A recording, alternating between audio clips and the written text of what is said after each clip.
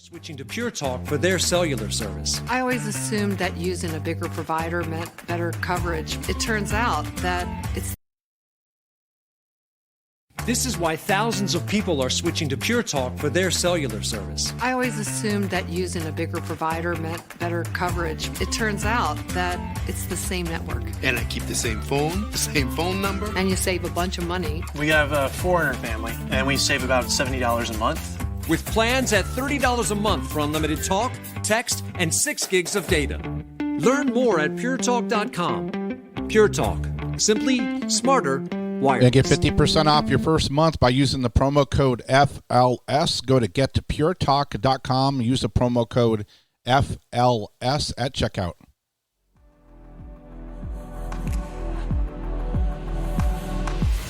Welcome to Finish the Race, a conservative Christian podcast where we'll dive deep into the current events and social issues affecting Americans. In this present crisis, government is not the solution to our problem. Government is the problem. In times like these, truth, principles, and solutions matter. Through God's Word, we can restore our true American values, faith, family, and country. However, I consider my life worth nothing to me. My only aim is to finish the race and complete the task the Lord Jesus has given me, the task of testifying to the good news of God's grace. Now, here's your host, Eric-Thompson. Hi, welcome to another Finish the Race podcast. Thank you so much for joining me. It is June 24th, 2022. I'm also recording this over here on StreamYard, so you might be watching this on YouTube or one of the video platforms. I'm a political writer over here at finishtherace.com. We'll keep growing as we get more and more traffic. A lot of stories that I wrote about today, but obviously there's a main story. Now, yesterday, the main story was that the United States Supreme Court struck down a long-standing New York law that said if you want to use the rights that are afforded you in the Constitution, the Second Amendment, if you want to, because you don't feel safe, you have death threats, or you simply just want to exercise your right, then New York cannot say, well, we don't really want anybody using a concealed license, so we're going to demand that you convince us. Yeah, you have a right, you have your Second Amendment, but you need to convince us. Well, the problem is that they never are convinced. Glenn Beck said he had 15 legitimate death threats when he worked out in New York City, and they would not approve it. They wouldn't approve him any of the times he requested to use his Second Amendment right to protect himself. Well, then the Supreme Court today had a big ruling. This one on the website is breaking. Supreme Court overrules Roe. Death states to follow. So I thought I'd break down some of this for you on the video and on the podcast, and you can go to the website to read it. But in 1973, the United States Supreme Court, with a hyper far left majority, progressives, 9 white men, they decided that, well, 14th Amendment, privacy, things like that. So we're going to insert abortion and say that it's a constitutional right because privacy is involved. Well, even the former Justice Ruth Bader Ginsburg, who stayed on the Supreme Court over abortion rights, she said Roe was a terrible decision, and it caused the courts to get jammed up, and then she thought, in her opinion, that the country would, state by state, be open to abortion, so she wasn't even down for it. So in May, one of the clerks at the Supreme Court released a majority opinion that was still being written by Justice Alito. And they leaked it out. It was from, I believe, January, February, but it was leaked in May. Basically telling the world, leftist, radicals, pro-abortionist, you better start intimidating or trying to threaten or do something. You need to make sure that this doesn't come out this summer the way that it's being written right now, because that means Roe is going to go. Well, today Roe went. Now, it was a 6-3 decision, but really it was a 5-4 decision. The 6-3 decision was on the Dobbins main underlying case, which was predicated on Roe v. Wade and its subsequent case of Casey, which kind of justified, abortion. We got 1973, and then Casey was a couple decades later. But Supreme Court said, 6-3, Dobbins can stand. That was a 15-week ban on any abortion after 15 weeks. The lower court said, no, you can't do that because of the precedent of Roe v. Wade and Casey. Well, now the Supreme Court is looking at Dobbins going, Mississippi's kind of saying that it was Roe really a good decision, or was it an emotional decision? Was it based on history or tradition or anything around there? And the Supreme Court said, nope. We're going to say that it's not constitutional, which means then that the concept of killing your baby in the womb is going to be sent back to the states, as laid out in the 10th Amendment of the Constitution. Quote, the power is not delegated to the United States federal government by the Constitution. I added the federal government, but the power is not delegated to the United States by the Constitution, nor prohibited by it to the states, are reserved to the states respectively, or to the people. You cannot have a national abortion right unless the Constitution says, we, the Congress, have passed laws that say that an abortion is a right and there's laws putting it in place. Without that, then there's no way for the Constitution to grant any type of protections, quote unquote. I can't believe I'm in a country where people are willing to threaten to kill judges over this, making sure that a woman can go kill her child if she wants. But as they say, it is what it is. So here's what Associate Justice Samuel Alito wrote. He said Roe was egregious wrong. It was egregiously wrong from the start. This is his final opinion, which was basically the same thing that they saw in January or February, which alerted the clerk to release the draft that was underway. So he continued, we, which is the majority in the Supreme Court, now it's 5-4 on the Roe side. It was 6-3 on the Dobbins side. Roberts, he wrote his own support of the Dobbins case, but in it he said, I don't agree with reversing Roe. So you have the dissent, and then you have the agreement to the decision, like a supplementary opinion. I forgot the name of it, from each justice if they want to. Concurrence, I think it is. But Alito said, we hold that Roe and Casey must be overruled. The Constitution makes no reference to abortion, and no such right is implicitly protected by any constitutional provision.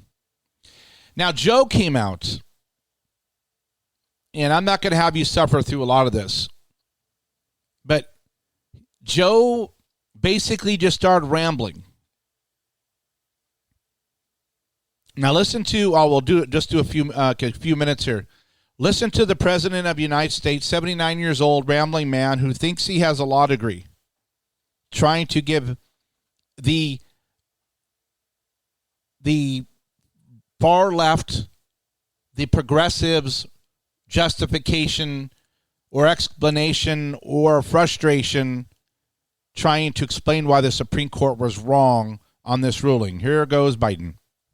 Today, the Supreme Court of the United States expressly took away a constitutional right from the American people that it had already recognized.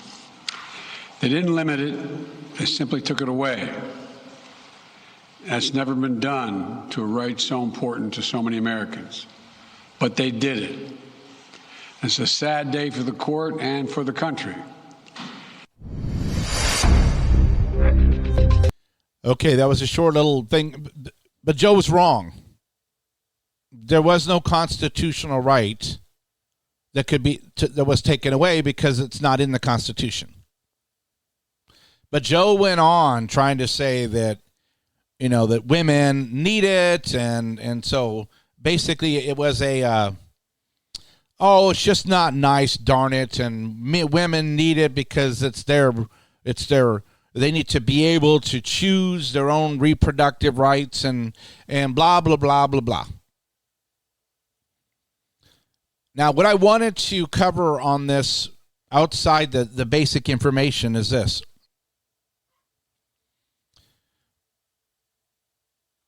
The progressives have been systematically converting everything over to federalism. Everything was going to the big federal government, Obamacare, these stimulus payments, everything was EPA, land management, everything was the big federal government, education, Department of Education, and all these things. Besides saving millions and millions and millions of babies' lives over the next decade or so. Because right now I think we're close to 66 million have been murdered since 73. Besides that, what's going to happen now is states like Oklahoma, Missouri, Texas, Florida, these states that still believe in God and have some type of morality are going to be restricting or preventing all abortions. The states like California, New York, and Illinois, they're actually going to monetize and make money off of being like, I'm calling them death states. States where you can go to and your woke employer might pay for the transportation. We may be able to kick down some money. So you just come on out to California, take your little trip vacation. During it at some time, come in and we'll take that baby out of your womb and take it off your hands. We'll kill the kid. And then when you leave, you'll just leave with one less person with you. But after the abortion, maybe, you heal up for 3-4 days. Maybe you go to the local beach for a while and go to Disneyland and have some fun. Come to Deathville. Come to California. Or come to Illinois. Come to New York. Come to Colorado, where, you know what, we proudly will let you abort your baby up to the second it was about to come out. Mom, you can change your mind up to that. And, even if it's after and the baby's struggling and you just don't want it, Mom, maybe we're going to just put, just kind of let the baby die there on the table. Because it's your right, Mom. It's your right to kill the baby. There's a pro-life group that does free ultrasounds, and 80% of the women, if they can actually see the baby, hear the heartbeat, they don't go forward with an abortion. Because if you can see it and you can see its heart and you hear it beating, you know that it's a baby. So what's going to happen now is the states are going to kind of solidify who they are. Are they pro-death? Are they just gone? In the Bible, the pagans, they would worship their false deities, one called Moloch, where they would take the babies that were born to the temple prostitutes, and if they didn't want them, obviously, they would sacrifice them to this big false empty god and burn the babies to death. That was their form of birth control. See, here the women go into a building, and then all of the murderous stuff taking place, nobody sees it except only people know about it are the 5 or 6 people directly involved with it, with the taking of the life. So we're going to see the states becoming even more solidified as separated, divided states of America. This is a non-starter when it comes to trying to connect people. Secondly, by getting it back to a state-by-state issue, I believe this could have the effect where then other issues are going to be sent back to the states, and then we're actually going to function like our founders intended. Yes, our founders intended for us to function as 50 nifty United States. Obviously, there weren't 50 when we started, but the structure of the Constitution allowed us as we grew that each state was supposed to be autonomous. And there were certain fundamental things that were unconstitutional that you couldn't do. You could not do slavery after the 14th Amendment. You had to give equal protection, and people had to be able to vote, and babies born to former slaves were considered citizens, not partial people or restricted. And so our country put in amendments, modified, and updated the Constitution to fix obvious wrongs. But the way it is today, it's standing. So, out of today's decision, the states that have gone godless and are been turned over to their crazy minds are going to be more and more obvious. They're going to be making money and doing marketing to get women to come out of Texas and other states and Oklahoma, Missouri to go to their states so they can make a lot of money off their abortions. They'll raise the prices. But then the states but then hopefully other policies are going to also break down and send everything back to the states. And I'm hoping the next one to fall will be the abolishment of the Department of Education. We should not have a national Department of Education. How did we get here? Well, let's head over here to this article I just wrote. Abolishing the Department of Education. The Department of Education, real quick, was started in 1867 to simply collect information. Try to help schools be more efficient. But in 1979, Jimmy Carter, in the second worst presidency in history behind Joe Biden's, who's currently responsible for the worst presidency in history, he said, I'm going to want a cabinet position. I'm going to call it the U.S. Secretary of Education. And this Secretary of Education is going to advise me, Jimmy would say, and the federal government on what policies, programs, and activities are related to education are underway, and maybe what should we do. Thus, you get radicals in that position, and you have them advancing critical race theory. You have them advancing pride issues. You have them doing all these things. What this does is it nationalizes through the public union, the big one, but even the smaller local unions and groups and school boards. But everything's nationally controlled. Curriculum, funding, grants. We need to close it. You close the Department of Education. This was the former Secretary, Betsy Deba. Is it Betsy? Why do I always forget her name? Is it Dabas? Betsy. Yeah, Debas. She was the opposite. But even with her and President Trump in office, they didn't abolish it. Jimmy Carter asked for it to be created. The president can ask for it to go away, and then the House of Representatives can defund it, and they can restructure the laws to get rid of the position. That is what I'm hoping for. So if you want to check out the other articles, I got Marjorie Taylor Greene. She told a British reporter, just go back to your own country. We like our guns here. Got that one written up. There's a video on that one. President Trump released a statement about the reversal of Roe v. Wade. A Virginia school board makes it a potential crime now if you call a boy in Virginia, in this district, you may be referred to the local authorities to be investigated. There's a Democratic plan. One of the MSNBC analysts says, this is how Democrats, you can save your majorities. You got to scare the hell out of all the minority voters. And I break that down.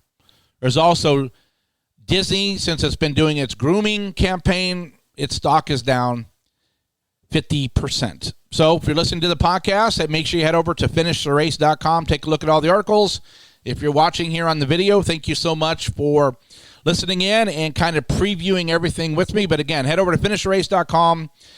Sign up for the newsletter there on the right side. And if you have any feedback, just shoot me an email, eric@finishtherace.com, eric@finishtherace.com. Talk to you guys later.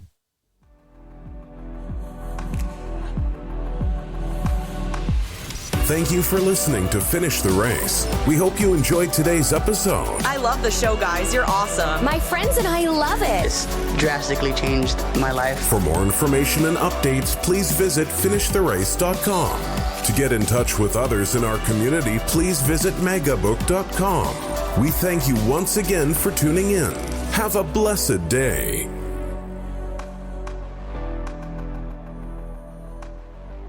Hello, I'm Mike Lindell, the CEO of MyPillow.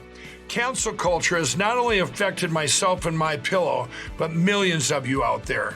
My employees and I want to personally thank each and every one of you for all of your support. At MyPillow, we not only have pillows, but we have hundreds of products, including my new slippers, bathrobes, sleepwear, and my new beds. We're offering the best gifts ever for the best prices ever. For example, we have this exclusive offer on the standard size MyPillows, regularly $69.98, now only $19.98 with your promo code. FLS. We also have the queen size MyPillows, regularly $79.98, now only $24.98 with your promo code. Promo code and FLS. We have the king size, regularly $89.98, now only $29.98 with your promo code. So go to mypillow.com now and use the promo code on your screen, or call the 1-800 number below to receive this exclusive offer. 1-800-864-0148. 1-800-864-0148.